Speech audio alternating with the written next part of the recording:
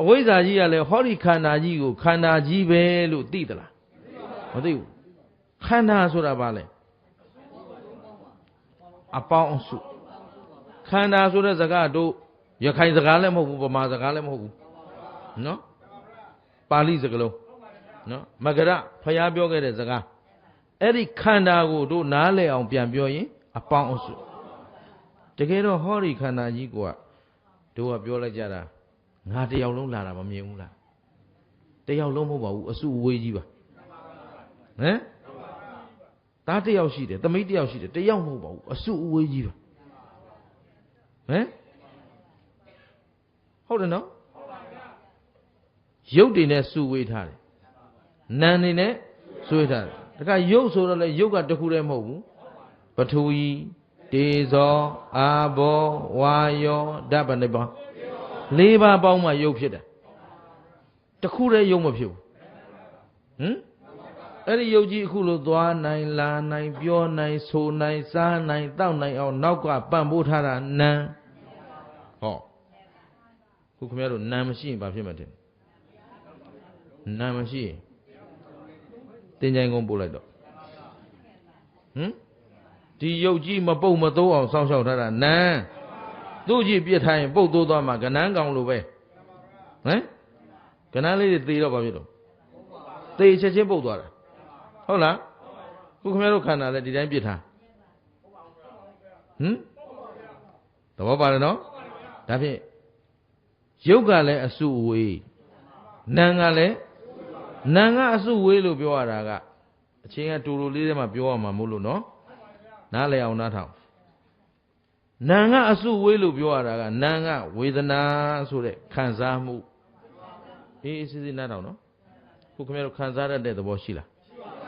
ခံစားမှုရေတင်ညာဆိုတဲ့မှတ်သားမှုရခိုင်မုတ်နီသိကောင်းနော်ဟိုဗမာပြည်ရောက်သွားရင်ဗမာမုတ်နီစားခိုင်းကြီးရခိုင်နေမကြိုက်ဘာပဲစားခြင်းရခိုင်မုတ်နီရမှာကောင်းကောင်းနော်တင်ညာ तू ကမှတ်ထားတာ तू မှတ်ထားလို့ဟမ်ဟိုးဗမာကောင်တွေဒီရခိုင်ခေါ်လာတော့ရခိုင်မုတ်နီကြွေးစားစတ်တယ်ဟမ်ဘယ်သူကနှိမ့်ဆက်တင်ညာကနော်စားကောင်းတယ်မကောင်းဘူးနောက်မှတောင်တင်ညာထည့်ထားတယ်နော်တင်ညာမပါပဲဒီစိတ်ဖြစ်လို့မရဘူးမှတ်ထားနော်စိတ်တစ်စိတ်ဖြစ်ပြီဆိုဝေဒနာလည်းပါတယ်တင်ညာလည်းပါတယ်ခံစားမှုရဲ့မှတ်သားမှုရဲ့ဟုတ်ပြီနော်သင်္ခါရပြုပြင်မှုဟမ်စားဖို့တောက်ဖို့နေဖို့ထိုင်ဖို့ပြောဖို့ဆိုဖို့စိတ်ကလေးတွေကိုပြုပြင်မပေးလို့ရသလားဒါဖြင့်ပြုပြင်မှုသဘောပါမပါမြည်ကြည့်လိုက်ဦးမယ်ကြည့်လိုက်ကြတဲ့စားကောင်းမဲ့ပုံပေါ်ပါဦးဟမ်ဗမာကြည့်တော့နော်ရခိုင်ကြည့်တော့ဟာတရေတောင်ယူလာပြီဟမ်ဒီပြုပြင်မှုလေးတွေကဟုတ်ပြီနော်အဲ့တော့ခံစားတာရဲ့မှတ်သားတာရဲ့ပြုပြင်တာရဲ့သိကြံတာရဲ့လေးခုကတွဲဖြတ်စာလို့ပြောရင်အဝိနိဗ္ဗောဂါတဲ့ခွဲမရဝေဒနာကြီးတက်တက်လည်းမရှိဘူးတင်ညာကြီးတက်တက်လည်းမရှိဘူးသူတို့ကအတူဖြစ်တယ်အတူပြက်တယ်ဟုတ်ပြီနော်ဒါဖြင့်နာမ်ဆိုတာလည်းတစ်ခုတည်းနေလို့ရသလားရုပ်ဆိုတာလည်းတစ်ခုတည်းနေလို့ရသလားပေါင်းစုထားလို့ပါခေါ်ခန္ဓာဟုတ်ပလားဒါဖြင့်အခုထိုင်ပြီးတရားနာနေကြတာယောက်ျားတွေလားမိန်းမတွေလားအပေါင်းအစုတွေလားအစုဝေးအပေါင်းအစုတွေငုတ်တုတ်ထိုင်နေတာဟုတ်ပြီနော်အဲ့ဒီလိုမသိတော့ကိုလည်းခင်တယ်ဟမ်ကိုသားသမီးကိုကိုပစ္စည်းကိုသူကနှောင်ဖွဲ့ထားတယ်အပေါင်းစုကြီးပဲလို့မသိဘူးဟမ်ကောင်းပြီအဝိဇ္ဇာရဲ့တဏှာရဲ့အရင်ကနောက်ကဘာလို့လားဥပါဒံဆိုတာဆွဲလန်းတာကိုရုပ်ကလေးကိုလည်းဆွဲထားတယ်ဟမ်ကိုလူမျိုးကိုရောကိုဒေသကိုရော မင်းပြားလူမြောက်ဦးသွားနေမနေချင်းမြောက်ဦးကအေးတယ်မင်းပြားမှပြောစရာကောင်းတာလေမြောက်ဦးကလူမင်းပြားခေါ်လာတော့မနေချင်းဘူးတဲ့အဖိုးကြီးဖွားကြီးတွေခေါ်သွားကြည့်လေသွားမလားသူတို့မသွားဘူးအဖွားကြီးတွေကြတော့လဲသွားတယ်ဦးတဲ့ဖိုးကြီးခေါင်းချတဲ့နေရာဒီနားပဲနေတော့မယ်ရန်ကုန်ခေါ်လိုက်မလားမလိုက်ဟိုဂျပန်ခေါ်မယ်လိုက်မလားလိုက်ဘူးကိုယ့်နေရာကိုပဲစွဲနေတာဒီနားလေးပဲနေပြီဒီနားလေးပဲသေတော့မယ်အောင်မလေး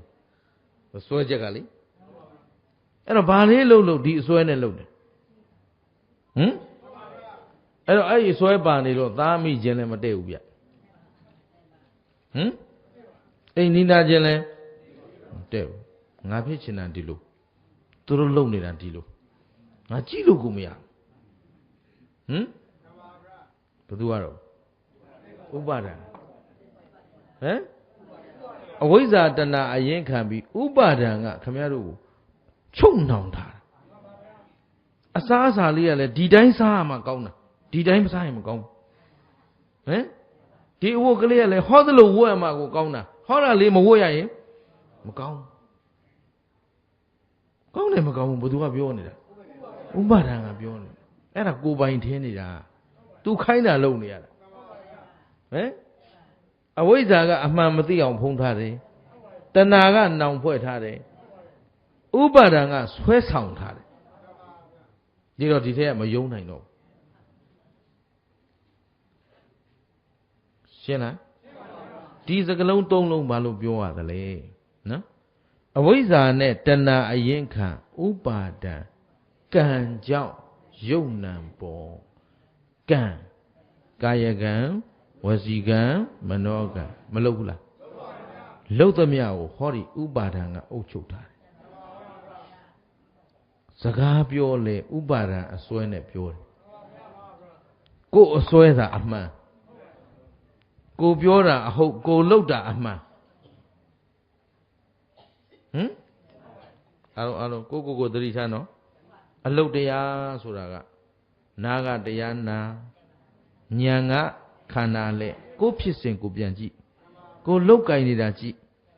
နော်မျက်နှာသစ်တာအစဟောဒီနေရာလေးမှာဟောဒီခွက်ကလေးနဲ့သိရမှာအစွဲရကာယကံကိုလည်းဥပါဒံကအုပ်ချုပ်ထားတယ်သွားပုံလာပုံနေပုံထိုင်ပုံလူတယောက်ကိုအဝေးရလှမ်းကြည့်လိုက်ဒါဘသူပဲလို့သိတယ်သူလမ်းလျှောက်ပုံကသူ့စွဲနေလာတယ်ညာဘက်ဆောင်းတဲ့လူကညာဘက်ဆောင်းရန်လာတာဘယ်ဘက်ဆောင်းတဲ့လူကဘယ်ဘက်ဆောင်းကွာတာသွားတာလမ်းလျှောက်ပြင်စမ်းပါဆိုတော့မပြင်နိုင်ဘူးရှင်းလားဒါဖြင့်ကာယကံလည်းအစွဲနဲ့သိချင်မနော်ဝစီကံလည်းစကားပြောလည်းအစွဲနဲ့ပြောတာမနောကံကြံတော့ဒီဥပါဒံအုပ်ချုပ်ထားတဲ့ဘောင်ထဲမှာပဲကြံသူ့ကိုကြော်မကြံနိုင်ဘူး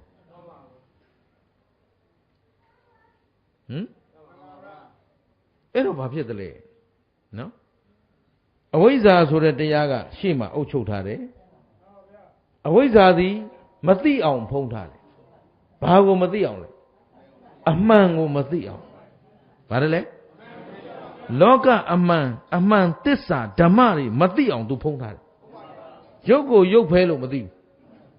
နာမ်ကိုနာမ်ဖဲလို့မသိဘူးအခုတရားပွဲထဲမှာသာယောဂီတို့ပြောကြတာဟာရုပ်တရားရဲ့နာမ်တရားရဲ့အခုမေးမယ်ရုပ်ကိုပိုင်သလားနာမ်ကိုပိုင်သလား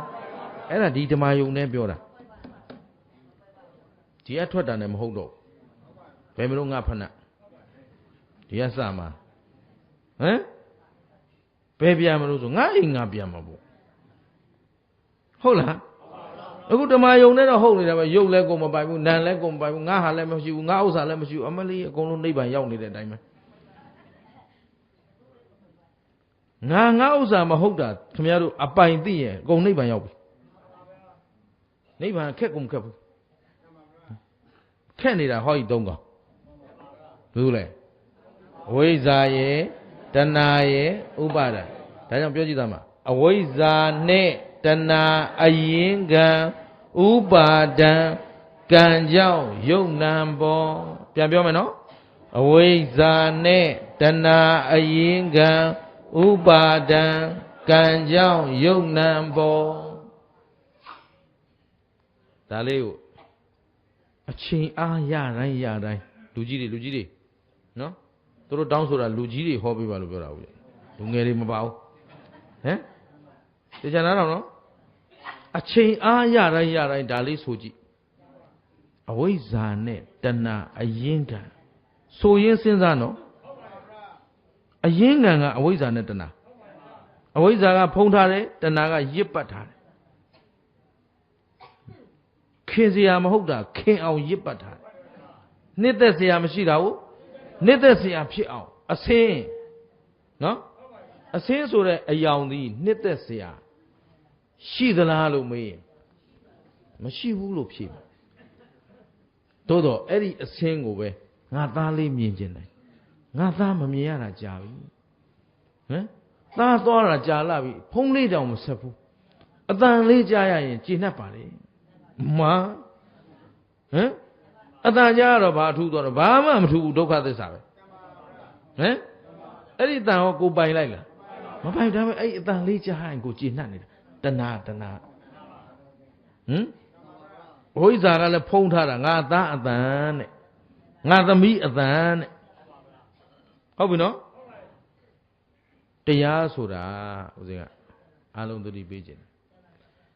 ကျေးဇူးရှင်မိုးကုတ်ဆရာတော်ဘုရားကြီးကဘာပြောလဲဆိုတော့မင်းတို့တွေးလုံးမှန်ရင်နိဗ္ဗာန်ရောက်တယ်တွေးတာပဲတကယ်တော့နော်မိစ္ဆာသင်္ကပ္ပမိစ္ဆာနဲ့တွေးရင်ငါကိုငါဟာငါဥစ္စာနဲ့တွေးနေတာအဲ့ဒါမိစ္ဆာငါကိုငါဟာငါဥစ္စာမဟုတ်ဘူးလို့တွေးနေရင်တမဟမ်အဲ့ဒီတွေးလုံးလေးမှန်တာနဲ့နိဗ္ဗာန်ရောက်တယ်တရားအထုတ်တယ်ဆိုတာလည်းတွေးနေတာပဲဟမ်ဉာဏ်ဆိုတာမျက်စိကကြည့်ရတာမဟုတ်တာဒီတွေးလုံးနဲ့သွားမခက်ဘူးနော်သို့တော့အချိန်အားတိုင်းသူတို့ကိုဖြိုခွင်းနိုင်အောင်သူတို့အကြောင်းကောင်းကောင်းသိမှရမယ်အဲ့တော့ဥစဉ်တခွန်းမေးမယ်ဟောဒီအဝိဇ္ဇာရဲ့တဏှာရဲ့ဥပါဒံရဲ့ကသူတော်ကောင်းတို့ဥစဉ်တို့ရဲ့မိတ်ဆွေလားယံသူလားသိကြလားဒါပေမဲ့သူနဲ့အတူတူနေရတာနော်ဟမ်သူနဲ့အတူတူနေရတာသူတို့ကကျိန်းနေတယ်မင်းတို့ဘုန်းကြီးရှိပြောထားတယ်အဲ့တဲဦးငါကြောက်လို့တဲ့နော်အိမ်ပြန်ရောက်မင်းတို့အတွေ့တဲ့ဟမ်ဘွားကြီးကလည်းပြောတော့မယ်ဘုန်းကြီးပဲလာတရားနာပြန်လာလုပ်ပြီးတော်သွားကြတော်နိဗ္ဗာန်တော်တို့သာသွားကြကျုပ်တို့ကသွားမှာမဟုတ်ဘူးပြစ်တော့ဆိုမဟုတ်ပါဘူးကွာမင်းကလည်းဘုန်းကြီးလာတော့မှာပြန်ချော့မှာတဏှာသဘောပါလားအော်မလေး तू ကတဏှာတတ္တိကသိကောင်းတာနော်မင်းဘုန်းကြီးရှိမို့လို့ထားတယ်အဲ့ဘုန်းကြီးလာမနိုင်လို့တဲ့ဘာလို့ဆိုဒေဦးကကြမ်းတယ်နော်ဒေဦးကလာထိုးလွတ်မှာလာကျင်တဲ့ကောင်လာဟမ်အဲ့တော့ဒေဦးကြောက်တော့ तू ရှိမလားရှိမတိုးလားခုခင်ဗျားတို့ဖြေတယ်လေမိတ်ဆွေလားယံသူလားယံသူသာပြောတာပေါင်းနေတာခွာဖို့မခွာဘူးဟမ်ဝိဇ္ဇာကနေဝိဇ္ဇာဖြစ်အောင်လုပ်သလားမေးဟမ်တနေ့ကိုတရားဘယ်နှချိန်အားထုတ်တော့ဘိုးကြီးတွေဘွားကြီးတွေနော်3ချိန်ဆို3နာရီပေါ့3ချိန်ဆို3နာရီ24နာရီမှာ21နာရီကဘယ်သူနဲ့နေရော3နာရီပေးပါတယ်ကဲ3နာရီအားထုတ်ဟမ်21နာရီသူတို့နဲ့နေတာအော်မလီပေါ့ထင်နေတာ3နာရီလောက်တောင်မှအဲ့တနာရီပြည့်အောင်ယုံနိုင်သလားဟမ်ကဲတရားအားထုတ်တဲ့အချိန်မှာကြည်လင်းနဲ့ယုံ nant ဓမ္မတွေရှုကြည့်နေတဲ့အချိန်နဲ့တွေ့ဝေနေတဲ့အချိန်ဘယ်နှကမြောင်တွေ့ဝေနေတာအဝိဇ္ဇာဟမ်ဘိုးကြီးတွေဘွားကြီးတွေတရားထိုင်တဲ့ခါကျတော့ဖြောင်းမထိုင်နေတဲ့အချိန်နဲ့ငိုက်နေတဲ့အချိန်ဘယ်နှကမြောင်အဲ့ဒါအဝိဇ္ဇာဟမ်ငိုက်တာသွားတို့မကျေနပ်ဘူးဗျတဏှာ ဥစဉ်ယောဂီတွေအများကြီးကိုစခန်းတွေအများကြီးပြခဲ့ဘူးလေအရွယ်နဲ့မလိုက်အောင်ပြခဲ့ဘူးလေနော်ယဟန်3 ဝါလောက်ကလေးကနေ10 နှစ်တိတိတရားစခန်းတွေမပြတ်ပြတ်လာယောဂီအကြောင်းကိုဥမရှိကအကုန်သိမေကြီးငိုက်နေတယ်နော်တတိထားလို့ပြောတပည့်တော်မငိုက်ပါဘူးအဲ့ဒါငိုက်လို့နောက်ကဒုံနဲ့သွားတို့ရင်ဂျိုးကြီးကြည့်တာနော်အဲ့ဒါငိုက်ကြောင်းကိုဘာလို့အောင်လို့ဆိုတော့ကျမ်းပြင်ဘောကနေလက်မနဲ့ထောင်ပြီးစောင့်နေရသူ့နှစ်ဖူးကယောဂီကငိုက်တာသိသေးကြတယ်ငိုက်ကျမ်းတဲ့နှစ်ဖူးနဲ့ထိကနေပြန်မှတ်သွားဘယ်တော့မှမတိုက်ဘူးတရားကိုနတ်ဆောင်တယ်ဆိုတာဒါပြောတာနော်တရားထိုင်နေတဲ့လူကရှေ့ကကျမ်းနဲ့ဘယ်တော့မှမတိုက်ဘူးနော်အဖွားကြီးတွေသိပ်ပိုင်တာအဲ့တော့ဘာလို့အောင်ဆိုသူတို့ခေါင်းနဲ့အမလွတ်တလွတ်ကလေးမှာတခါတည်းလက်ကလေးထောင်ထားအဲ့ဒါဇတ်ဆိုတိုက်တော့မှအော်ငိုက်တာနော်ဒါတောင်ငိုက်တာနော်ရှိတယ်ကိုတော့မာနမချဘူးငိုက်ဘူးတဲ့ဘာလို့ဆိုအဲ့ဒီငိုက်တာကို तू ကตาရတယ်လွတ်အောင်ယုံဆိုမယုံနိုင်ဘူးရှင်းလားဒါဖြင့်ဘုရားရှိသွားပြီးငုတ်တုတ်ကြီးထိုင်ပြီး तू ကတရားထိုင်နေတာလားအဝိဇ္ဇာတဏှာနဲ့ပေါင်းနေတာလားဟောဒါဖြင့်ကိုရိယာကားသာထိုင်ကြည့်ပါဒါအဆင်ပြေပါတယ်သဘောပါသလားရှင်းသလားငုတ်တုတ်ထိုင်ပြီးပင်ပန်းနေမဲ့အတူတူတော့ဟိုကားသာထိုင်ကြည့်နေကန်ကြည့်အဝိဇ္ဇာကြောက်เสียမကောင်းဘူးလားဖုံးထားတာတတန်တရားလုံးအမှန်မမြင်အောင်ဖုံးထားယောက်ျားမဟုတ်တာယောက်ျားမိန်းမမဟုတ်တာတတ္တဝါမဟုတ်တာတကယ်ရှိတာရုပ်တရားနဲ့လောကရတခွင်လုံးကြိတ်တလောက်ကြည့်ဒီနေ့အမေရိကန်ကဟိုးအင်္ဂါဂျိုထိသူတို့ရောက်သွားပြီနော်ထောက်လိုင်းရေးဂျိုထုတွေလွတ်တာနောက်ဆိုလူတွေပါလိုက်ပြီးသူတို့သွားကြည့်မယ်အင်္ဂါဂျိုမှာရေရှိသလားလို့ရေရှိရင်တတ္တဝါရှိမယ်ပေါ့နော်အဲ့တော့သူတို့တတ္တဝါတွေ့ရင်ဘာတွေ့မလဲယုံနာမဲ့တွေ့မှာအင်္ဂါဂျိုမဟုတ်ဘူးကြိုက်တဲ့စัจ java လာသွားတို့ကလိုက်ကြည့်ကြမလို့ထိုင်းနေတာနဲ့သိတယ်ယုံနဲ့နာရှင်းတယ်နော်ယုံမှန်ရင်ပထဝီတေဇောအာဘောဝါယောဓာတ်ဘဏ္ဍပါကြည့်အဝိဇ္ဇာတဏှာအရင်ခံပြီးဥပါဒာနဲ့လှုပ်လိုက်သမျှကံတွေဟာကံကြောင့်ယုံနံပေါ့ကာယကံဝစီကံမနောကံလှုပ်လိုက်တိုင်းကမ္မဘဝပစ္စယဇာတိဆိုပြီးတော့ခန္ဓာဘဏ္ဍပါရ5ပါးခန္ဓာ5ပါးအကျဉ်းချုပ်ရင်ယုတ်တရားနဲ့နံတရားနဲ့ယုတ်နံအပြင်ရเสียဒါပေမဲ့အခုတရားထိုင်တာနေကြတာဘာတွေလဲယုတ်နဲ့နံတရားထိုင်တာနေတာဟောနေတဲ့လူအောင်ယုတ်နံကြီးကဟောနေတာယုတ်နံကဟောလို့ယုတ်နံတွေကနာနေဟုတ်ကလားဒါဖြင့်အဲ့ဒီယုတ်သည်ကဲခုပလင်ဘောကဥစဉ်မှာရှိတဲ့ယုတ်ဘာတွေနဲ့ဖွဲ့ထားပထဝီတေဇောအာဘောဝါယောဓာတ်၄ပါးအဲ့တရားထိုင်နေတဲ့လူတွေရဲ့ယုတ်ကောဘာတွေလဲပထဝီတေဇောအာဘောဝါယောဒါဖြင့်ဥစဉ်ခန္ဓာကဓာတ်၄ပါးနဲ့ဖွဲ့ထားတဲ့အတွက်ဥဒုမင်္ဂလခန္ဓာသည်လေပထဝီဆိုတာမာတာပြောတာတေဇောဆိုတာပူတာအေးတာဝါယောဆိုတာလှုပ်တာငြိမ်တာအာဘောဆိုတာယိုစည်းတာဖွဲ့စည်းတာအလုံးပိုင်တယ်နော်အဲ့ဒီတရားတွေနဲ့ပေါင်းစုထားတော့ရုပ်သည်တည်ငြိမ်နေလားဖောက်ပြန်နေပလင်မော်ထိုင်ကစားအေးအေးချမ်းချမ်းလေးပြအခုချွေးတွေပြန်နေပူးတာဘာဖြစ်တာဘာဖြစ်နေတာလို့တကယ်လို့ဒီရုပ်ကြီးကိုဥဒုမင်္ဂလပိုင်တယ်ဆိုဟိကောင်မပူနဲ့ရမလားကြကျုံမရရင်ခင်ဗျားတို့ရော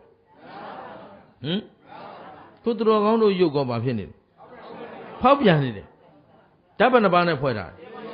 ဓာတ်၄ပါးကလည်းသဘောတူတွေမဟုတ်ဘူးရုပ်ဘာလို့ဖောက်ပြန်တယ်လဲလို့မေးရင်ဖွဲ့စည်းထားတဲ့တရားဆန့်ကျင်ဘက်တွေယုံ nant ခန္ဓာတစ်ခုတိဆောက်ဖို့ဆိုတာဆန့်ကျင်ဘက်တွေဖွဲ့စည်းထားမှပေါင်းစုလို့ရတယ်အဲ့တော့ပေါင်းစုထားတာကဆန့်ကျင်ဘက်ဖြစ်တဲ့အတွက်အမြဲတမ်းသူကအပြန်အလှန်လွန်ဆွဲအပူတလဲအေးတလဲ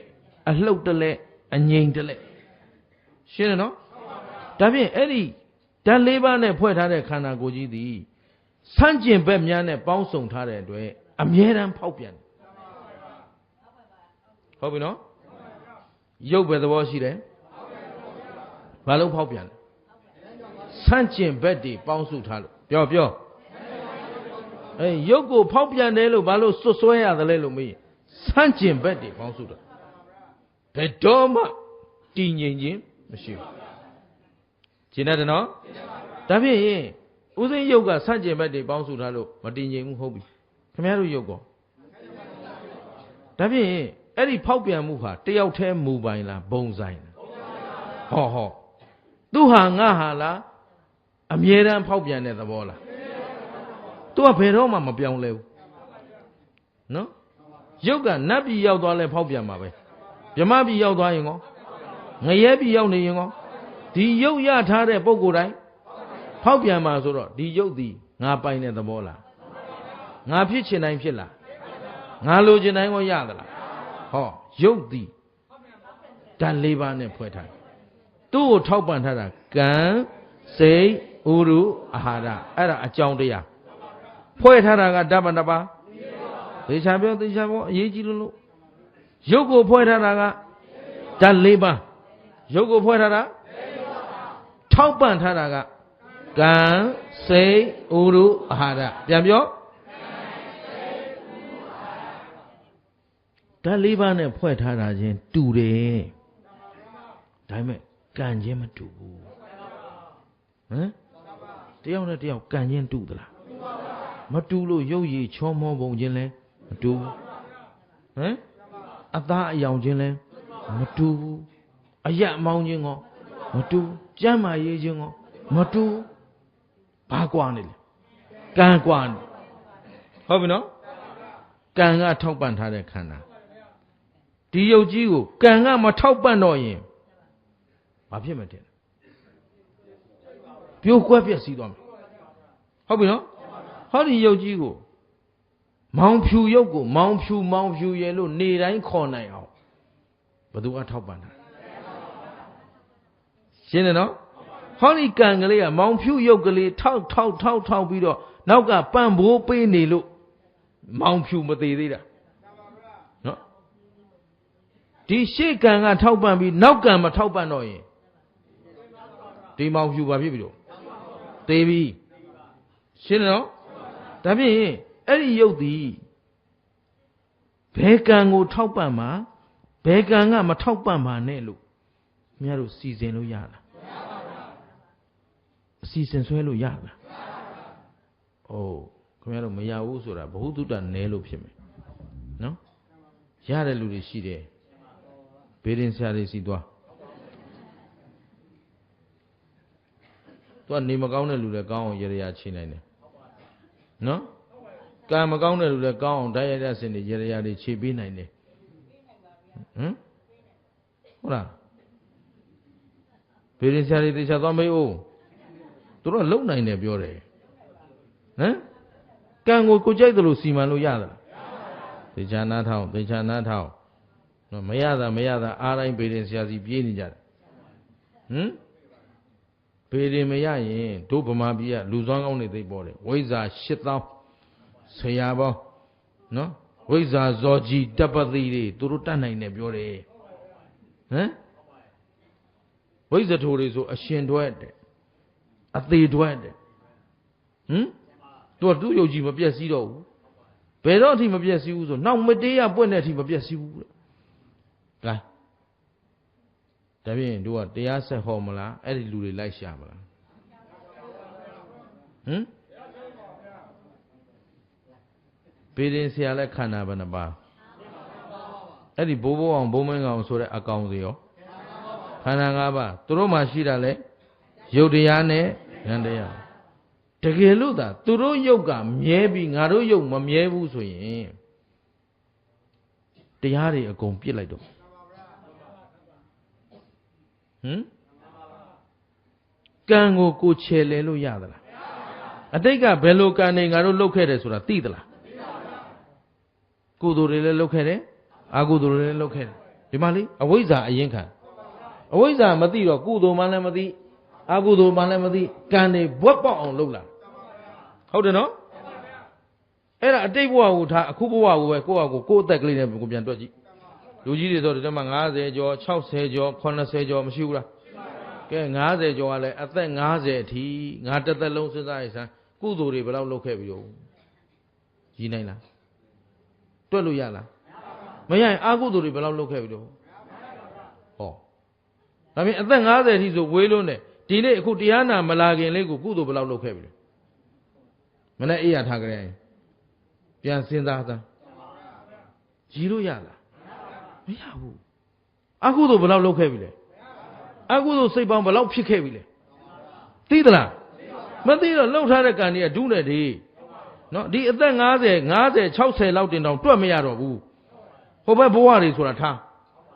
အဲ့တော့ဘယ်ကံကဘယ်အချိန်မှလာပြီးဒီရုပ်ကိုအကျိုးပေးမှာတော့ပြောလို့ရလားသေချာနာထောင်နှလုံးသွင်းအလုတ်ပေးဆိုလို့အလုတ်ပေးဟောနေတာနော်ဒီအလုတ်ပေးထက်သေချာတာမရှိဘူးဟမ်ကိုကံကိုဘလို့မှချယ်လဲလို့မရဘူးကိုယ်တိုင်ချယ်လဲလို့မရတော့သူများချယ်လဲခိုင်းတာချယ်လဲလို့ရမလားယုတ်တိရောရှိမလားအေးအဲ့တော့ဦးဇင်းကစဉ်းစားတယ်ဘေးရင်ဆရာတွေကကံနှိမ့်နေတယ်ရေရာချီဟောဒါဖြင့် तू ကကံပြောင်းလို့ရတယ်ထင်နေဟမ်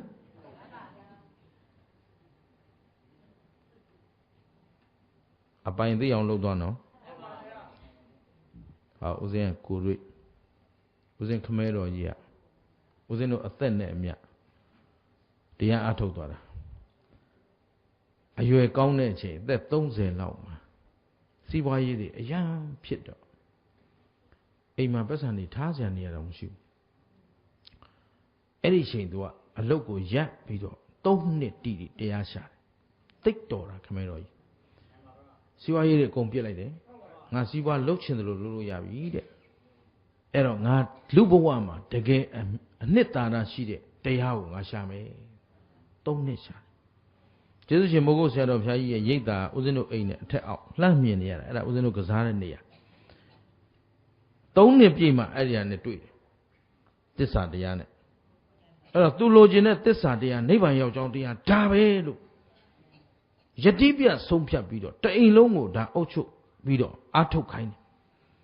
ဦးဇင်းတို့ဆိုရင်ကျောင်းစာအဓိကမဟုတ်တရားနာဖို့တရားထိုင်ဖို့တရားအထုတ်ဖို့အဓိကထားသင်ပေးခဲ့အဲ့ဒီခမဲတော်ကြီးကဟောဒီဘေးတင်လဲလက်မလွတ်နိုင်ဘူးလက်တွေ့နော်တိတ်တော်ပါတယ်လောကမှာအဲ့ဒီလိုပုံကိုသိရှာတယ်စီးပွားတွေရှမ်းတော့ရှာလို့ရတဲ့အချိန်မှာစီးပွားရပ်ပြီးတော့စီးပွားကိုလောဘတတ်ပြီးတော့တရားရှာတယ်ဆိုတဲ့ပုံကိုလောကမှာခင်ဗျားတို့ဘယ်နှယောက်တွေ့ဘူးလို့ဟမ်ဘေးကနေစီးပွားသူနဲ့စီးပွားပြက်စီးပွားပြိုင်ဘက်မြို့ခံတွေကတောင်းမြို့ခံလူကြီးတွေကတောင်းမှရှေးတုန်းကတော့ပညာရှိတွေဟာပြိုင်ဘက်ကိုမွေးပြီးတော့ကိုပြိုင်တာဘူးနော်ရှေးကပညာရှိတွေကပြိုင်ဘက်ကိုကြောက်ချတဲ့လူတွေမဟုတ်ဘူးပြိုင်ဘက်ရှိမှတိုးတက်တယ်အဲ့တော့ခမဲတော်ကြီးနဲ့ပြိုင်ဘက်စီးပွားပြိုင်ဘက်တွေကသူ့ကိုစီးပွားပြန်လှုပ်ဆမ်းပါမင်းဒီလိုမနေစမ်းပါနဲ့စီးပွားဆိုတာရှာကောင်းတော့ရှာရတာပြိုင်ဘက်ကတောင်မှစီးပွားပြန်လှုပ်ခိုင်းရလောက်အောင်နော်ယတိပြတ်ဒီစီးပွားရေးတွေပြစ်ပြီးတော့တရားရှာတော်လိုက်တာချီးမွမ်းဖို့ပဲဒါပေမဲ့နှစ်30လောက်တရားအထုတ်ပြီးသေခံနေကြတယ်ရေရချီမယ်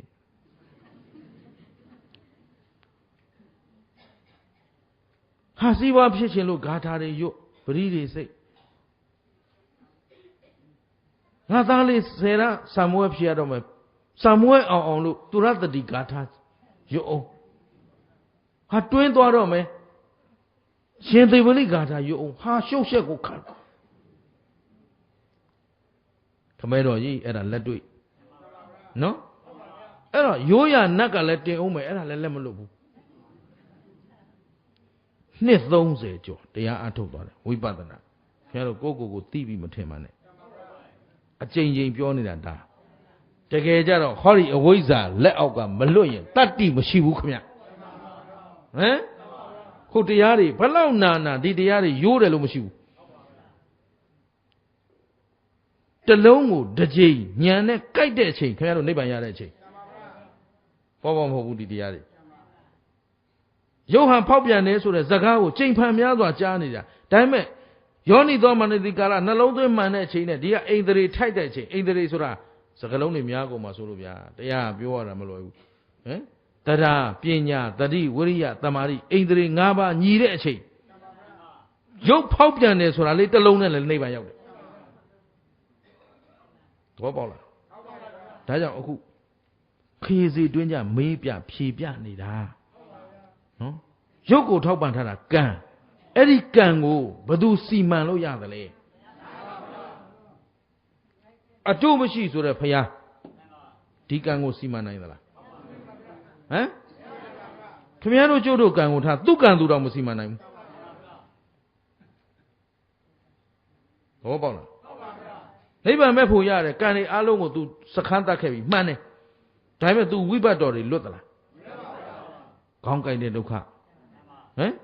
ဖယားမခံရဘူးလားအဲ့ဒါဘာမှမဖြစ်တော့တဲ့အာကုသို့ဖယားခေါင်းကိုက်တယ်နော်အတုမရှိကိုတော်ကြီးပဲဒီခေါင်းမကိုက်နဲ့ကွာပြောလိုက်မရဘူးကံကအကျိုးပေးနေပြီဘယ်ကံတုံးမေးတော့လဲလောက်လောက်လာလာတခုမှမပါဘူးတန်ဃာတဲ့သားဘဝကဖယားသေချာနှလုံးသွင်းနော်ဒါဥစဉ်မကြပြောတယ်ခင်ဗျားတို့နှလုံးသွင်းတဲ့အောင်လို့စိတ်ထဲမှာတစ်ချက်ကလေးတဲ့သွားရင်ပြီးပြီပွဲရအတုမရှိမြတ်သောပုဂ္ဂိုလ်ကြီးလေးသင်ချေနဲ့ကဘာသသိမ့်ဖြည့်ကျင့်လာတာကုသိုလ်တွေရည်လို့တောင်မရဘူးအခုနောက်ဆုံးဘဝမှာဒီကုသိုလ်ကံတွေကအကျိုးမပေးရမှာဆိုလို့အလူရဲ့ဒါကိုဘုရားကလောကမှာအလှဆုံးအချောဆုံးဟမ်အင်အားအကြီးဆုံးအမေကုသိုလ်တွေကအပြိုင်ဆိုင်အကျိုးပေးနေတာအဲ့ဒီနေဟောဒီခေါင်းကိုက်တဲ့ကံလေးကဘယ်လိုကံတုံးကြည့်တော့တငါတဲ့သားလူမမယ်လေးဘဝငယ်ရွယ်တိတ္တဆအရွယ်လေးပဲရှိသေးတယ်အဲ့ဒါလေနံလေးပေါ်သူ့သားလေးကိုတင်ထားအခါလေသားလောက်အမေအဖေလှုပ်တဲ့မိဘဘိုးဘွားလှုပ်တဲ့လူတွေတန်ဃာတွေဆိုတော့မိလာတဲ့ငါးတွေကိုခေါင်းထုပြီးတော့တတ်တယ်အဲ့တော့ခေါင်းတစ်ချက်ထုလိုက်ငါးဆက်ခနဲ့ခါလိုက်ကလေးလေးကလက်ခုပ်တီးပြီးရည်တာအဲ့ဒါဘုရားအလောင်းအဲ့ဒီအာကုသိုလ်လေးကဒီဘုရားဘဝအတုမရှိကိုတော်ကြီးကောင်းကြိုက်ဘယ်လောက်ကြောက်เสียကောင်းလဲစမတ်တာဟမ်သူကိုယ်တိုင်တတ်တာမဟုတ်ဘူးနော်သိရောသိပြီလားမသိသေးဘူးသိတတ်တဲ့အခုလိုအရွယ်တွေမဟုတ်သေးဘူးဟမ်ကလေးလေးလူမမယ်လေးလှေနံလေးပေါ်တင်ထားတယ်မိဘတွေကဟိုမှာငါးကောင်းထုတတ်ငါးတစ်ခါထုလိုက်ဆက်ခါလိုက်ကလေးလေးကလက်ခုပ်တီးပြီးခစ်ရီးလိုက်အဲ့ဒီအာကုသိုလ်ကဒီမှာလာပြီးတော့ဘုရားကိုယ်သာစဉ်းစားငါတို့လုပ်ခဲ့တဲ့အာကုသိုလ်တွေနော်မသိလို့လုပ်တာပဲဆိုအပြစ်ကလွတ်သလားစဉ်းစားကာယကံလုပ်လဲသတိနဲ့လုပ်ဟမ်ဝစီကံလုပ်လဲသတိနဲ့လုပ်အာကုသိုလ်ကံမဖြစ်စေနဲ့ဦးဇင်းတို့တော့လေခင်ဗျားတို့ကိုပြောရင်းနဲ့မှကြောက်လာတာငါကငယ်တုန်းကဒါတွေကြားခဲ့တာပဲသိမကြောက်ဘူးကလေးတွေကဆဲနေတာအလုံးမကြရင်ခွေမာသားဟမ်ဘာဖြစ်ညာဖြစ်ပေါ့နောက်ကြတော့မှဟာခွေမာသားဆိုသူတို့တစ်ခါဆဲတိုင်းငါခွေသားဘယ်နှခါဖြစ်မလဲဟမ်ကြောက်လာအဲ့ဒါမပြောတော့ဘူးကလေးတွေသူတော်ကောင်းလေးတွေဟမ်ကိုခိုင်းတဲ့ကလေးတွေကိုသူတော်ကောင်းလေးတွေညီလေးတို့စကားတွေပြောင်းပြရတယ်ဝစီကံဝစီပြစ်တဲ့မှာကြောက်ရှင်းလားအားလုံးသဘောပေါက်လားဒါဖျားဖြစ်ရတဲ့ကံလေးဖျားရှင်ကိုတော်မြတ်ကြီးတောင်ဒီကံရရခြေလို့မရဘူးဟမ်ဒီကံပြောင်းပြစ်လို့မရဘူးဖျားခါနာတယ်ခါအမြဲတမ်းနာတယ်ဘာဖြစ်လို့လဲလက်ဝိသမားဘဝကသူများနဲ့ရှင်ထိုးနိုင်တဲ့အခါလက်ပမောင်းခတ်ပြီးတော့ခါကိုဒူးနဲ့ကန်ရိုက်ခဲ့အဲ့ဒီအာကုသိုလ်ကံကဖျားဖြစ်တဲ့ဘဝလာပြီးခါနာတယ်ရရခြေလိုက်ပါတော့လားလေးသိချင်တဲ့ကဘာသိလှုပ်ထားတဲ့ကုသိုလ်ကံတွေနဲ့လဲလိုက်ဟာဟမ်စဉ်းစားကြည့်တကယ်ဆိုဟိုကံတွေကအများကြီးကုသိုလ်ကံတွေကအများကြီးဒီအကုသိုလ်ကံလေးလောက်ဖုံးလွှမ်းသွားဖို့ကောင်းတာဖုံးနိုင်သလားမကောင်းသောကံကမကောင်းသောအကျိုးကိုပေးတယ်သေချာနာထောင်းကောင်းသောကံကကောင်းသောအကျိုးကိုပေးတယ်အဲ့ဒီကောင်းကျိုးမကောင်းကျိုးကိုဖလှယ်လို့ မရဘူးဒါဖြင့်ဘာနဲ့ရရသွားချိန်ပါလေဟမ်ဘယ်အောင်ဖတ်သမားကိုအားကိုးမှလဲရှင်းလားဒါကြောင့်အသေးမဥခင်သူအရေးကြီးဆုံးညာမရှိသိကြောက်စရာကောင်းအဲ့တော့ခမဲတော်ကြီးကသေကန်ကြီးရရချေခြင်းတယ်ငိုခြင်းတာလေဦးစင်းတံမဲ့ငိုခြင်းတာမျက်ရည်တောင်ဝဲလာအဲ့တော့ဦးစင်းသဘောကိုသိတယ်ခမဲတော်ကြီးကအရှင်ဘုရားသိခံပါဗျာကျုပ်ကသိခံနိုင်တယ်ခင်ဗျာမိစ္ဆာဒိဋ္ဌိကြီးကသိမခံနိုင်ဘူးဟမ်ခင်ဗျာပြလာမှဟောဒီတစ္ဆာကိုကျုပ်တို့သိတယ်ဘာလို့ပြတ်သားတဲ့ဆုံးဖြတ်ချက်မရှိတာလဲအဖေကျုပ်လို့ဆိုရင်တော့ဗျာကျုပ်ယုံကြည်ထားတဲ့သစ္စာတရားကိုအဲ့ဒီရရခြေလို့ဒီနေ့အသက်ရှင်မယ်မခြေရင်ခုသိမယ်ဆိုရဲရင်ကော့သိပလိုက်မယ်ရှင်းလားယုံကြည်ချက်ကိုဘယ်တော့မှအလျှော့မပေးဘူးလို့ကျုပ်တို့ဖေနဲ့သားအဲ့လိုကြွားတယ်ခမဲတော်ကြီးကစိတ်နှလုံးသားနုညံ့တယ်သူ့မင်္ဂလာကြမ်းလွန်းတယ်အဲ့နုညံ့လွန်းတဲ့လူကြည့်ပြီးတော့လည်းအားမရဘူးဟမ်နုညံ့တိုင်းကောင်းတာမဟုတ်ညံ့ရင်ပြော့သွားတာညံ့တယ်ဆိုကြတဲ့ပြော့သွားတာရှင်းလားသဘောပေါက်သလားအဲ့ဒါပေါ့လေးမထင်နဲ့သေကံဤနှလုံးသွင်းမှားနေတာသည်မိစ္ဆာဒိဋ္ဌိကိုနှလုံးသွင်းပြီးသိမှာတစ်သက်လုံးကုသိုလ်တွေလုပ်ထားသေကံဤနှလုံးသွင်းမှားတာနဲ့သွားတယ်ဦးဘောမှန်နဲ့အနာမတ္တကသန္တရာမှာလှုပ်ထားတာတို့ရဲ့အပယ်ရောက်ကြောင်းကံနေရီးလို့ရနိုင်သလားဘယ်ချိန်ကျိုးပေးမယ်သိသလားမသိတော့သေကံဤမှာအပယ်အာယုံနှလုံးသွင်းရင်ဟိုအပယ်အကျိုးပေးမဲ့ကံဝုတ်ဆိုတခါလေးလာပေါင်းမှာရှင်းလားသေကံဤနှလုံးသွင်းသိအရေးကြီးတယ်ဒါမှအခုတရားအားထုတ်နေကြတယ်တချို့မင်းတို့မက်ဖို့လဲရမှာမဟုတ်ဘူးနဲ့ဘာလုပ်နေကြတာတော့တချို့ကလူတက်ကြီးတွေလုပ်ပြီးတော့ဟမ်ဟုတ်တယ်မက်ဖို့မရသေးတောင်မှကိုယ့်အတွက်အာစိန်ကံတော့ရလာသေကံဤကြရင် तू ကကိုညီမယ်ရှင်းလားတရားအားထုတ်တဲ့အလုပ်ကအရှုံးရှိသလားဒါပေမဲ့ငိုက်နေတော့ရှုံးတယ်နော်ဟမ်ငိုက်နေတော့ငိုက်ရင်ဘယ်သူလက်ထဲရောက်သွားအဝိဇ္ဇာလက်ထဲရောက်ရင်တစ်ကပြန်စဘာမှမတတ်နိုင်တော့ကျင်းရကလားကောင်းပြီအဲ့တော့ယုံနာဓမ္မသင်္ခါရတွေဟာဘယ်ချိန်ပဲကြီးရုပ်ကိုထောက်ပံ့ထားတဲ့ကံကိုပိုင်သလားစိတ်ဥရုအာဟာရသင်တော်သလိုနေနေရတယ်ကံကဖြတ်လဲသိမှာကံကဘယ်အရွယ်ထိထောက်ပံ့မယ်လို့ခင်ဗျားတို့နဲ့စာချုပ်ချုပ်ထားတော့ဟမ်ရုပ်ထဲမှာပါဝင်တဲ့ဟောဒီမှာမျက်လုံးဒါရုပ်တရားနားရုပ်တရားနှာခေါင်းရုပ်တရားလျှာရုပ်တရားကိုယ်ရုပ်တရားဟောဒီမျက်လုံးလေးမြင်ဖို့ကိုတစ်ခါမြင်ဖို့ကံတကံထောက်ပံ့တယ်အဲ့ဒီတစ်ခါမြင်ဖို့ထောက်ပံ့ပြီးနောက်တစ်ခါမထောက်ပံ့ရင်အဲ့ဒီမျက်လုံးမမြင်တော့ဘူးရှင်းလားမျက်လုံးမြင်ဖို့စိတ်တစ်စိတ်ထောက်ပံ့ထားတယ်အဲ့ဒီစိတ်ကထောက်ပံ့နေတော့မြင်တယ်မထောက်ပံ့ရင်တို့ကြောင်တောင်ကန်းကြည့်နေတာတွေးကြံတွေးနေတော့မမြင်ဘူးရှေ့ကနေဒီလိုသွားလို့မသိဘူးပုတ်လိုက်တော့မှဟင်ဘာလို့မျက်လုံးကြီးဖွင့်ပြီးကန်းနေတာစိတ်ကမထောက်ပံ့လို့ရှင်းလားအဲ့တော့ဒီရုပ်တရားတွေအကုန်အလုံးလို့ဖို့ကကံရဲ့စိတ်ရဲ့ဥရုရဲ့အာဟာရရဲ့ဒီအကြောင်းကသာထောက်ပံ့ထားတယ်အဲ့တော့ထောက်ပံ့တဲ့နေရာမှာလေတခါမြင်ဖို့ကံတကံစိတ်တစ်စိတ်ဥရုတစ်ခုအာဟာရတစ်ခုကထောက်ပံ့ပြီးတာနဲ့အဲ့ဒီစိတ်အဲ့ဒီကံတွေပြတ်သွားပြီကုန်သွားပြီဒီချမ်းမနော်နောက်တစ်ခါမြင်ရင်နောက်တစ်ခါကထောက်ပံ့ရတယ်ဒီချမ်းနှလုံးသွင်းနော်ဒါဖြစ်ရင်အဲ့ဒီထောက်ပံ့နေတဲ့ကံတွေသည်တကံထောက်ပံ့ပြီးနောက်တကံမလာတော့ပါဘူးဆိုရင်ငါတို့ဘာဖြစ်မလဲသိရတော့မယ်ဟုတ်ပြီနော်အချင်းချက်ရှိသလားမျက်လုံးကလည်းကံမထောက်ပံ့ရင်ကမ်းမယ်နားကလည်းကံမထောက်ပံ့ရင်ကမ်းမယ်စိတ်မထောက်ပံ့ရင်ကြားတော့မကြားတော့ရှင်းတယ်နော်ဒါဖြစ်ရင်ဦးဇင်းတို့သူတော်ကောင်းတို့ရဲ့ရုပ်တရားကြီးသည်ကိုပိုင်တာပါရှိတယ်မြဲမြံတာပါရှိတယ်သဗ္ဗေသင်္ခါရအနိစ္စသဗ္ဗေသင်္ခါရအနိစ္စသင်္ခါရဆိုတာ အကြောင်းပြုပြင်ထားတဲ့တရား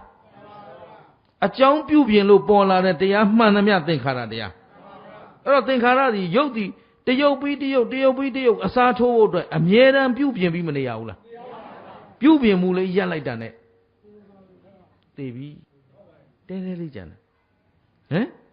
နေသိမလားညသိမလားသိသလားဒီကံကဘယ်ချိန်ဖြတ်မှလဲသိသလားသိချမ်းမနော်ခုတော်ကောင်းတို့နှလုံးအိမ်လေးရှိတယ်ခန္ဓာကိုယ်သွေးလည်ပတ်နေလက်ကိုစမ်းကြည့်ဒိတ်ဒိတ်ဒိတ်နဲ့တွေ့ရဘူးလားအဲ့ဒါဒုတ်ဆိုတစ်ခါတိုးတိုင်းနှလုံးအိမ်တွေကိုသွေးဆက်လေးတစ်ဆက်ကြတယ်နှလုံးအိမ်ကသွေးဆက်တစ်ဆက်ပြန်ညှစ်ထုတ်ပေးလိုက်သွေးဝင်တဲ့အပေါက်ရှိတယ်ထွက်တဲ့အပေါက်ရှိတယ်အဲ့ဒီသွေးဆက်ကလေးကဘောက်ဆိုကြလို့ဒီမှာဒိတ်ဆိုလာတိုးတာဟုတ်ပြီနော်အဲ့ဒါဘောက်ဆိုကြပြီးနောက်တစ်ပေါက်မကြရင်မအောင်လာပြီနောက်တစ်ပေါက်မကြရင်သေးပြီ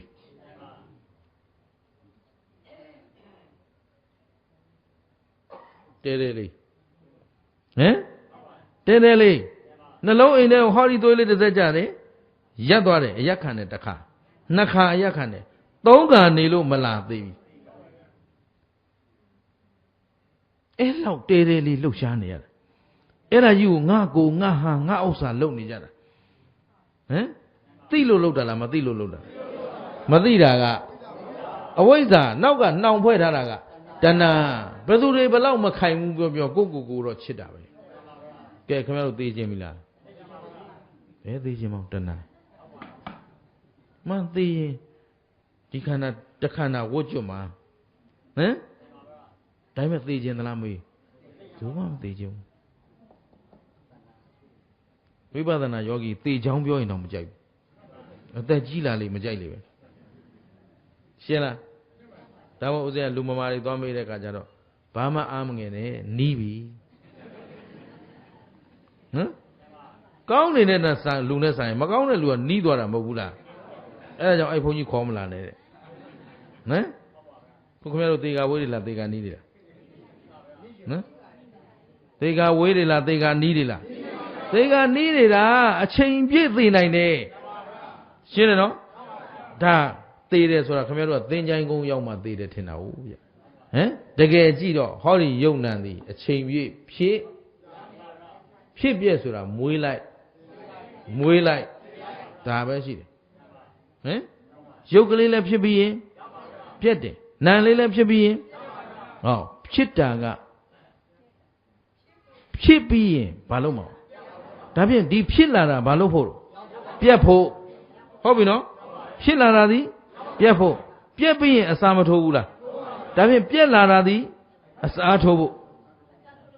ဟုတ်တယ်နော်ကောင်းပြီအဲ့တော့ဖြစ်လာတဲ့တရားသည်ဖြစ်လာကြတဲ့ကခန္ဓာဘယ်နှပါတော့မျက်စိနဲ့အဆင်းနဲ့တိုက်ဘာစိတ်ပေါ်မြင်စိတ်ခန္ဓာဘယ်နှပါဒါလူတယောက်မွေးလာတာနော်အဲ့ဒီခန္ဓာ၅ပါးဘယ်မှာပေါ်တော့မြင်စိတ်ဆိုမျက်စိမှာပေါ်တယ်ကြားစိတ်ဆိုနားမှာပေါ်မှတ်ထားမြင်စိတ်ဆိုဘယ်မှာပေါ်ကြားစိတ်ဆိုရင်မြင်ရင်ဘယ်ကမြင်တာတော့မျက်စိကမြင်မျက်စိမှာမြင်တဲ့ခန္ဓာ၅ပါးအဲ့ဒီမြင်တဲ့ခန္ဓာ၅ပါးဒီမြင်ပြီးတာနဲ့ပြည့်သွားတယ်ဆိုခန္ဓာဘယ်နှပါးပြည့်တာတပါးပါမကြံဘူးလားမကြံ၅ပါးလုံးဖြစ်ပြီး၅ပါးလုံးပြည့်တော့ဒီနားမွေးပြီးဒီနားသိတယ်ဖြစ်လာတာမွေးတာပြည့်သွားတော့သိတာမွေးလိုက်သိဟုတ်ပြီနော်ဒါကိုကျေးဇူးရှင်မိုးကုတ်ဆရာတော်ဘုရားကြီးကထင်ရှားအောင်ပြောလိုက်တယ်မွေးလာတာသေဖို့မွေးလာတာဖြစ်တဲ့အတွက်သေနာပေါ်တာတဲ့ဘာဖြစ်တာ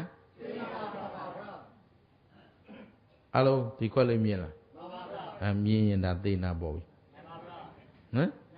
မြင်စိတ်လေးကဖြစ်ပြီးရင်သေသွားပြီခန္ဓာ၅ပါးဖြစ်တော့ခန္ဓာ၅ပါးပြည့်အဲ့တော့ခန္ဓာ၅ပါးဖြစ်လာတာကသေနာပေါ်တာပြည့်သွားတာကသေတာကြားလားဘယ်မလို့ကြားကြားတယ်လို့မှမပြောရသေးဘူး तू ကပြက်နေပြီဟမ်စဉ်းစားတော့ခင်ဗျားတို့မြင်စိတ်ဆိုတော့အဝေးကြီးဖြစ်နေတာနားထောင် ကြားလိုက်တာခန္ဓာ၅ပါးကြားလိုက်တာခန္ဓာ၅ပါးဒေါ်နီယာကြားရင်ဒေါ်နီခန္ဓာ၅ပါးဥဖြူဝါကြားရင်ဥဖြူခန္ဓာ၅ပါးခုဥသုမင်္ဂလာကြားတော့ဥသုမင်္ဂလာခန္ဓာ၅ပါးဘယ်မှာပေါ်တော့နားမှာမွေးပြီး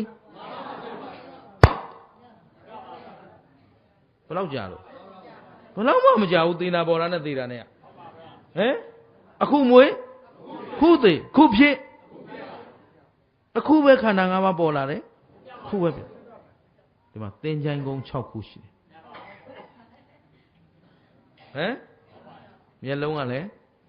သင်္ချိုင်းအာသုဘသာမချလိုက်ရတာဒီနားသေးသွားပြီဟမ်နားကလည်းသင်္ချိုင်းခင်ဗျားတို့မှာသင်္ချိုင်းကုန်း6ခုသင်္ချိုင်းကုန်းနဲ့ဖြတ်မလျှောက်ရဲဘူးလေဗျာအံ့ဩတယ်ဟမ်သဘောပါသလားအဲ့လမ်းသင်္ချိုင်းကုန်းလမ်းကြီးတယ်မသွားရဲဘူးတဲ့ဒီမဲ့6ခုတော့ရှိတယ်ဟမ်မျက်လုံးမှာပေါ်တဲ့ခန္ဓာမျက်လုံးမှာသေတယ်မျက်လုံးမွေးမျက်လုံးသေနားမှာမွေးနှာခေါင်းမှာမွေးလျှာမှာမွေး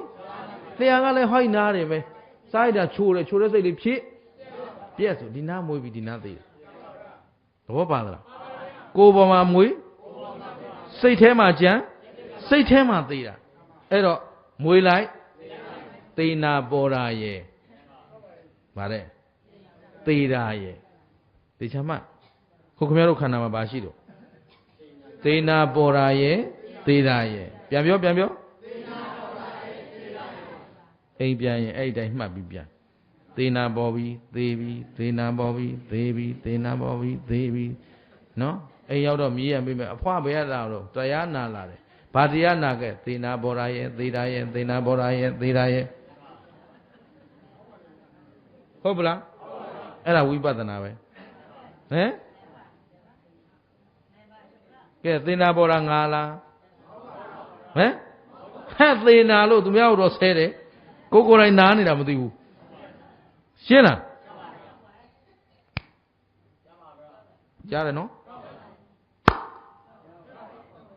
ကြားလိုက်တာခန္ဓာဘယ်နှပါသေချာနှလုံးသွင်းခဏတီးပြနေတာအလကားမဟုတ်ဘူးတစ်ချက်မိရင်ပြီးပြီဟမ်ကြားလိုက်တယ်လို့တော့ပြောတာဖမ်းလို့မိလိုက်သလားဒီနာသေနာပေါ်ပြီးဒီနာသေသွားတာနော်အဲ့ဒီအာသုဘမမြင်လို့ဟိုအာသုဘကြောက်နေတာရှင်းသလားခဲတို့ခန္ဓာကြီးကသုဘလားအာသုဘလားအချိန်ပြည့်မွေးလိုက်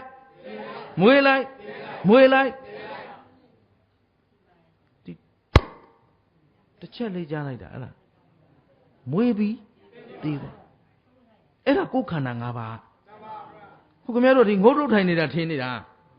နော်နားမှာကြားလိုက်တဲ့ခန္ဓာကိုယ်ခန္ဓာကိုယ်ကိုယ်တိုင်မွေးပြီးကိုယ်ကိုယ်တိုင်သေသွားတာနားမှာသေသွားတာအာသုဘတစ်ခုချသွားတာမသိလိုက်ဘူးရှင်းတယ်နော်အခုဦးစင်းပြောနေတဲ့အတန်လေးတွေမကြောက်ဘူးလားခုတဏှာကြီးပြည့်တော့မယ်ခင်ဗျားတို့ပြောနေတာနော်တဏှာကြီးလုံးပြောနေတဲ့အတန်တွေကတတန်ပြီးတတန်ပြက်သွားတာအမလေးကျုပ်တန်ပြက်တာမထင်နဲ့ခင်ဗျားတို့ခန္ဓာသေးနေတာဟမ်ငွေလိုက်သေနာပေါ်တာရဲ့သေတာရဲ့မွေးတာလုံးမနေနဲ့တော့မွေးလာကြတဲ့ကသေနာပေါ်လာဟမ်ဖြစ်ပြီးမပြတ်မဲ့လူရှိလားမွေးပြီးမသေမဲ့ဘူးကောဒါဖြင့်ရုပ်တရားလဲသေနာပေါ်တာရဲ့သေတာရဲ့နာမ်လဲသေနာပေါ်တာရဲ့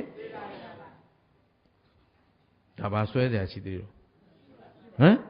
သေနာပေါ်တာနဲ့သေတာသာမြင်ဆွဲเสียရှိသေးလားခင်เสียရောအဝိဇ္ဇာဖုံးလို့ရအောင်မလားမရဟောဒီညံကလေးဥလိုက်တာနဲ့သူတို့အကုန်ပြုတ်တယ်သူတို့ကတော့အလုံးလိုက်အရင်လိုက်နော်အဝိဇ္ဇာနဲ့တဏှာအရင်ကံဥပါဒံကံကြောင့်ယုံနာအောင်မလေးအရှိကြီးသူတို့ကလုံးတယ်ဒီကညံကတစ်ချက်ပဲကြည့်သေနာပေါ်တာရဲ့သေတာရဲ့ဟမ်ဘာစိတ်ကလေးပေါ်ကြည့်လိုက်မရှိဘူးဖြစ်ပြက်သွားပြီဆိုတာသိလိုက်တယ်နဲ့အဝိဇ္ဇာကဝိဇ္ဇာဖြစ်သွားတယ်ဝိဇ္ဇာဖြစ်သွားတာနဲ့တဏှာလည်းမရှိတော့ဘူးဥပါဒံရောကံရောဟောအကုန်တဏှာဥပါဒံကံချုပ်ပြီဆိုမှတော့ကာမဘဝနိရောဓဇာတိနိရောဓနိဗ္ဗာန်ဖြစ်တာသူကသာရှည်နေတာကိုကတစ်ချက်ပဲသေနာပေါ်တာရဲ့သေတာရဲ့ရှင်းသလားငါတို့မှရှိတာပါလေသေနာပေါ်တာရဲ့သေတာရဲ့ရုပ်ကြည့်ရင်လည်းဖြစ်ပြီးရင်ပြန်တီးမယ်နားထောင် ရအောင်ဖမ်းဟမ်ကြည့်လိုက်တာနဲ့မရှိတော့ဟမ်ခုစိတ်ကလေးတွေဒီတိုင်းပဲတရားအထုတ်ရင်တွေးကြည့်တွေးနေတဲ့စိတ်ကလေးတွေးနေပါလားလို့သိလိုက်တာနဲ့တွေးစိတ်ကမရှိတော့တော့ကြည်တိုင်းခန္ဓာပြက်နေတာပဲတွေ့မရှိတာပဲတွေ့ကျင်တယ်နော်အလုတ်ပိတ်သေးချာရောရင်ဒါကြသိတ်ကျဲလွန်းလို့သိတ်နဲ့လွန်းလို့ပေါ့လေးဥစဉ်မပြောချင်ဘူးနော်တကယ်တော့ကြည်လိုက်တိုင်းမရှိတာပဲတွေ့ဟမ်မရှိတာဆိုတာအတုပချသွားပြီဟမ်ခင်ဗျားတို့အတုပကိုမမီလိုက်ဘူးတခါတလေကြာမလီအလောင်းတောင်ပြန်မရလိုက်ဘူးသူတို့အလောင်းပြန်မရတာဝမ်းနေနေတယ်ခင်ဗျားတို့အလောင်းဘယ်နှခါရဟမ်သဘောပါသလားမျက်လုံးကအလောင်းကိုရလိုက်လားနားအလောင်းကိုဟမ်အတုပလေးတွေအခုချသွားတာတောင်းမို့အိမ်ရှိအတုပမချဘူးလေရွာထဲသေပြီးသားမဝင်ရဘူးဟာရှုပ်ရှက်ကိုခတ်ဟုတ်ဗမာပြည်မှာပြောတာရခိုင်မှာမပြောဘူးသေပြီးသားအတုပမလို့ရွာထဲမဖြတ်ဘူးတဲ့ခုပဲသူ့အိမ်ထဲကိုဝက်ကြီးဝက်ဈေးရဝယ်လာတဲ့ဝက်မသားကြတော့ဆွဲသွင်းသွားကြက်မသားဝက်မသားကြတော့ခါချိတ်ပြီးသေးလားဟိုလူမသားကြမဖြတ်ဘူးကျန်တော့မသားလဲကြက်တကောင်လောက်တမ်းမှုမရှိဘူးသဘောပါသလားအမလေးကြက်သားလေးဈေးရဝယ်လာနေဦးတော့ငါဟိုမှာဈေးမှာတခုမိတ်ကြံခဲ့လို့ဒီချင်းလေးထားခဲ့အောင်မယ်ဆိုရင်အဲ့အိမ်ကဘယ်နဲ့တော့အထားခံမလားမခံဘူးလားခန္ဓာအဲ့ဒါသွားရင်လာနေငါအမေဟောနေတာလဲသေးသွားလို့နေတို့အိမ်ခဏထားလိုက်အောင်မယ်ငါအိမ်ပြန်သွားမယ်အသုံးမကျတဲ့ခန္ဓာနည်းနည်းမှအသုံးမကျဘူးအခုသာမလေးချစ်လိုက်ရခင်လိုက်ရလုံးနေဟိုအာသုဘချဘယ်သူမှလက်မခံခဲတော့အဲ့အပုံကြီးတာမြင်တာဟုတ်အခုနေတိုင်းအာသုဘချနေကြတာမြင်သလားမျက်လုံးကအာသုဘအလောင်းပြန်ရလိုက်လားမရဘူးကြည့်လိုက်တိုင်းရှိတာတွေ့မလားမရှိတာတွေ့ဒီချာကြည့်မြင်စိတ်လေးလည်းဖြစ်ပြီးရင်ကြားစိတ်လေးလည်းဖြစ်ပြီးရင်ဉာဏ်နဲ့ကြည့်တိုင်းရှိတာတွေ့မလားမရှိတာတွေ့မရှိတာကအနိစ္စသိတာကမက်ကမလေးဒီလိုပြောသိနားထောင်လို့ကောင်းတာအရေးကြီးတာအလုတ်လုတ်တတ်ဖို့နားထောင်ကောင်းအောင်သူ့မင်္ဂလာသိပြောတတ်တယ်တောက်ကြသားဖျားတော့အကုန်ကျွေသွားမယ်တစ်ချက်တည်းပြောလိုက်လို့ရတယ်နော်အမလေးမရှိတာကအနိစ္စသိလိုက်တာကလက္ခဏာသိတာကဉာဏ်အနိစ္စလက္ခဏာဉာဏ်အမလေးကောင်းလိုက်တာတရားအိမ်ပြန်ရောက်တော့ဘာမှမလုပ်တော့နားထောင်ကောင်းအောင်ပြောတာလွယ်လေးတတ်အောင်သင်ဖို့လိုတာတော့ပါသလားအကုန်တတ်ပြောတာအကုန်ပြောတတ်တယ်ဒါပေမဲ့မင်းတို့နှလုံးသွင်းမှန်ဖို့လိုတယ်သေနာပေါ်တာရယ်သေတာရယ်ဒါလေးမှတ်သွားနော်ကြည့်လိုက်တိုင်းဒီအာတုပအလောင်းပြန်မရဘူးအလောင်းပြန်မရလို့ခင်ဗျားတို့လွမ်းချိန်မရအဲ့ဒါသာလွမ်းနေရရင်လည်းခင်ဗျားတို့မျက်ရည်ကိုသိမ့်မှာမဟုတ်ရှင်းသလားအဲ့ဒီမျက်ရည်သိမ့်မသိမ့်တာကိုမသိတဲ့ခါကျတော့ဟိုအသေးကြီးသေတော့မှအမလေးနေမယ်ဆိုနေလို့ရသေးတယ်လွန်သွားလို့အစကလေးကမမီတာလွန်သွားတာလားငကိုကလေးကမမီတာလားကြည့်လေဘယ်စိတ်ပေါ်ဖြစ်မိသလားငကိုကလေးမမီခင်ဗျားတို့သေနာပေါ်ကလေးကမသိလိုက်ဘူးသေနာပေါ်တာရဲ့ဒါပြင်ပါရှိသေးတော့အိမ်ပြန်ရင်မှတ်သွားနော်တော့ကြအများကြီးပြောရှုပ်ကုန်မှာဆိုလို့နော်ပြန်ရင်မှတ်သွားဟာလဲသေနာပေါ်တာရဲ့သေတာရဲ့သေနာပေါ်တာရဲ့သေတာရဲ့သေနာပေါ်တာရဲ့သေတာရဲ့နော်အိမ်ရောက်ရင်မြည်ရခေါ်လိုက်မယ်အဖွာဟာသေနာပေါ်ပြီနော်မလေးငါမြည်လေးသွားမလုံးနဲ့သေချင်းသို့သေတော့မှာရှင်းသလားငါမြည်လေးဆိုတဏှာဥပါဒံလာတော့မှာဟုတ်ဗျ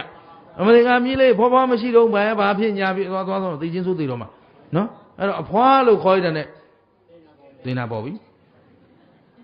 သဘောပါသလားအမေပြန်လာဩသေနာပေါ်ပြီသေနာပေါ်ပြီသေနာပေါ်တာရဲ့သေတာရဲ့ဒီပြင်ပါရှိသေးတယ်ဘာမှမရှိဘူးခင်ဗျားတို့ခန္ဓာတစ်လျှောက်လုံးကြည့်ကျင်တိုင်းကြည့်သေနာပေါ်တာနဲ့သေတာရှင်းရလားသဘောပေါက်သလား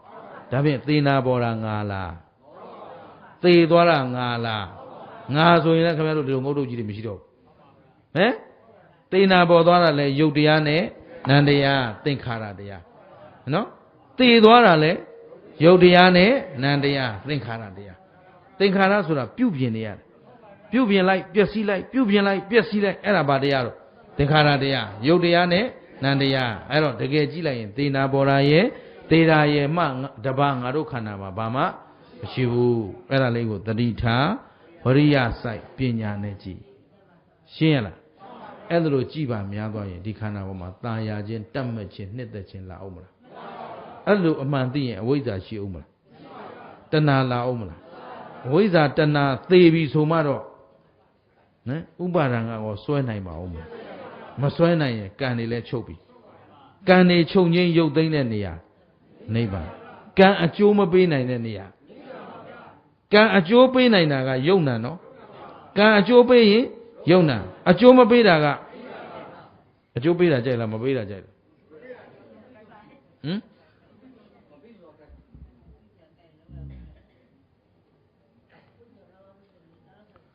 ကဲခင်ဗျားတို့ကံကောင်းတာကြိုက်လားကံကုန်တာကြိုက်လား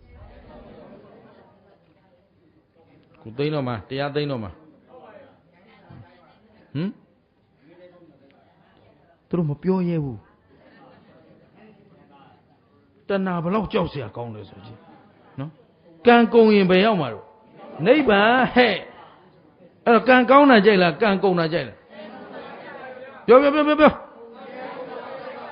တ်လို့ရတာအဲ့ဥဒုမင်္ဂလာကိုអော်တော့អော်တယ်တဲ့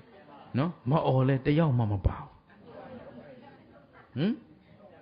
ကံကောင်းတာကောင်းရင်အကျိုးပေးရင်ယုံနံပေးမှာယုံနံပေးရင်သေနာပေါ်တာရဲ့သေတာရဲ့ဒါကြီးပဲပြန်ရမှာအဲ့တော့ခင်ဗျားတို့ကံကောင်းတာကြိုက်လားကံကုန်တာကြိုက်လားအဲ့လိုပြောတာလေးရေးရေးပြောကြသမှာခင်ဗျားတို့တဏှာမြတော်ကြောက်တယ်တရားမသိငင်ကလေးကကြောက်နေတာခုနတဏှာချင်းတာပြန်လာမှမင်းတို့ငါနဲ့တွေ့မယ်တဲ့ခုတော့ဥဒုမင်္ဂလာလက်ထဲရောက်နေလို့မင်းတို့နေအောင်တဲ့အခုတော့ပြန်မယ်လောက်ခါရှိသေးတဏှာအရင်ရောက်ဒီမှာတရားတော်မေးလို့မရတော့ကံကောင်းတာကြိုက်လားကံကုန်တာကြိုက်အဲ့ဒါကံကုန်အောင်ကိုတို့ကလုပ်နေရတာနော်ကံကိုဘာနဲ့သတ်ဉာဏ်နဲ့သတ်ကံကိုဘာနဲ့သတ်မယ်ဉာဏ်နဲ့သတ်တော့သေနာဘောရာရဲ့သေနာဘောရာရဲ့ကဲသေနာဘောရာကြိုက်လားသေတာကြိုက်လားဒီနာမည်နဲ့ကိုဘယ်သူမှကြိုက်เสียမရှိဘူးအားလုံးမွေးတာကြိုက်လားသေတာကြိုက်လားမွေးပြီးရင်ရှင်းတယ်နော်သေနာဘောရာရဲ့နှစ်သက်เสียရှိသလားတတ်မဲ့เสียရောဆွဲလန်းเสียရောယုံနာခန္ဓာသည်သေနာဘောရာနဲ့ဘယ်ချိန်ကြည့်သေနာဘောရာရဲ့သေတာရဲ့ဘာသစ္စာနာမည်ကြည့်တာနဲ့သစ္စာပေါ်နေပြီသေနာဘောရာဘာသစ္စာသေသွားတာဘာသစ္စာသေနာဘောရာဘာသစ္စာသေသွားတာဘာသစ္စာအဲ့တော့ယုံနာခန္ဓာဘယ်ချိန်ကြည့်ဖြစ်ပြီးတော့ကဲဘာသစ္စာသိတဲ့ဉာဏ်ကမေဃသစ္စာလာရင်အဝိဇ္ဇာတဏှာဥပါဒာနေလာအောင်မလားမလာရင်ကံအကျိုးပေးနိုင်အောင်မလားမပေးနိုင်ရင်သေတာကသမုဒယသစ္စာဆိုတော့ကံကုန်တော့ဘာသစ္စာရနိရောဓသစ္စာဘယ်နှချက်ကြိုက်ကဲဆိုသစ္စာ၄ချက်တပြိုင်တည်းကြိုက်မှဒါလည်းတန်တရာဝတ်တွင်းမှာလွတ်ကင်းနိုင်မှာဖြစ်တဲ့အတွက်မိမိတို့ဤခန္ဓာအရှိအမှန်ဖြစ်သောသေနာပေါ်တာနဲ့သေတာကိုအမှန်မြင်အောင်ကြည့်ပြီးတော့ကံကုန်အောင်ယုံကြလို့တိုက်တွန်းရင်းနဲ့ဒီညဒီနေ့ဒီမြနဲ့ပဲတော်ကြစို့